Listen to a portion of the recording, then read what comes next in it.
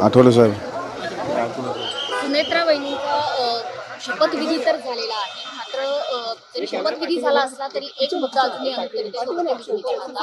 शरद पवार कुटुंबीय नाराज आहेत का? कारण शपथविधी सोहळ्यासाठी ते उपस्थित राहिलेले नाहीत आणि विलिनीकरण ही त्यांची इच्छा होती असंही सांगितलं जात आहे.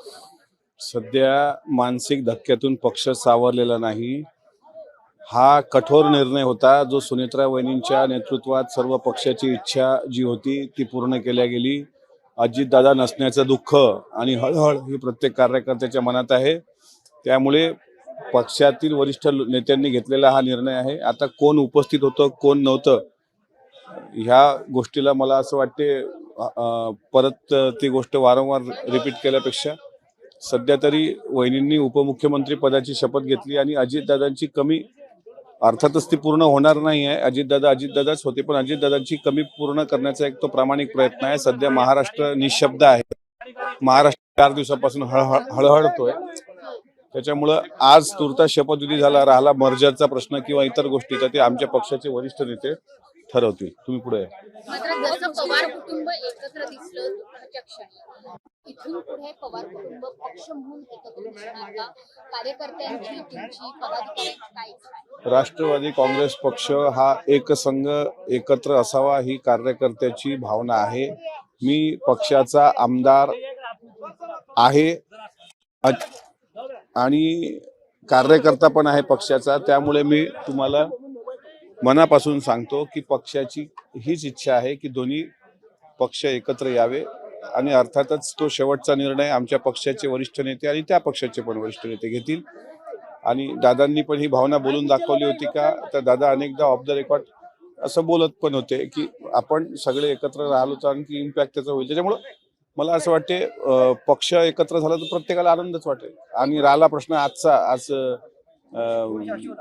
आता शेवटी पक्ष मर्ज करणे हा एक पार्ट आहे आणि आजच्या विधिमंडळाचा गटनेता निवड आणि सगळे अधिकार सुनेत्रा वहिनींना देणे हे हा दुसरा पार्ट आहे. पण तुर्तास तरी आम्ही शून्य झालेलो आहोत. आम्हाला बोलायची मानसिकता नाही, पण पत्रकारांचा रिस्पेक्ट म्हणून मी तुम्हाला भेटायला आलो. राष्ट्रवादी एकत्र यावी अशी तुमची व्यक्तिगत आहेच ऑब्व्हियसली. मी अजितदादाचा कार्यकर्ता आहे. मी खूप फाटका कार्यकर्ता आहे. 4 दिवसापासून आमच्या घरची आमची परिस्थिती काय आहे हे आम्हालाच माहित आहे. दादाचं असं जाणं आणि अशा प्रकारे जाणं हे कोणालाही पटलेलं नाही. पण कार्यकर्ता म्हणून माझी इच्छा आहे, प्रामाणिक इच्छा आहे ते एकत्र असलं. इच्छा होती, तुम्ही म्हटलात की ऑफ रेकॉर्ड दादा हे म्हणायचे, दादांनी कधी कार्यकर्त्यांची बैठकीत तुम्हाला वैयक्तिक पदाधिकाऱ्यांना हे बोलून दाखवलं होतं, नेत्यांना बोलून दाखवलं होतं? दादांची इच्छा होती. मी तर सांगतोय ना ऑफ रेकॉर्ड दादा कधी कधी बोलायचे पण आणि ते वास्तव होतं. आणि शेवटी दादांच्या बाबतीत अशी दुर्घटना घडली नसती तर लवकरच ती गुड न्यूज महाराष्ट्राला भेटली असती. ये एक बहुत मुश्किल समय है पूरे परिवार के लिए, आप कार्यकर्ताओं से सब ही के लिए, लेकिन एक नई दिशा अब पार्टी को मिलने जा रही है। क्या आज आपकी भावना है? आज महाराष्ट्र को भी एक पहली महिला डीसीएम मिली।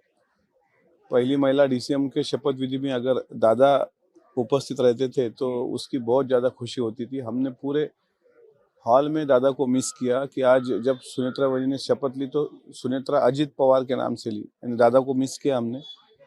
और पार्टी का कार्यकर्ता कभी ये नुकसान सह नहीं कर पाता. हमारी मनस्थिति जो है वो अभी तक संभली नहीं है. तो फिर भी जीने के लिए कुछ आधार चाहिए या बोलना पड़ता है तो हम आपसे बातचीत भी कर रहे हैं, लेकिन हमारी तो इच्छा है ही नहीं. अब ठीक है, दादा के जगह अब सुनेत्रा वहिनी उन्होंने ये पूरी कमांड संभाली है.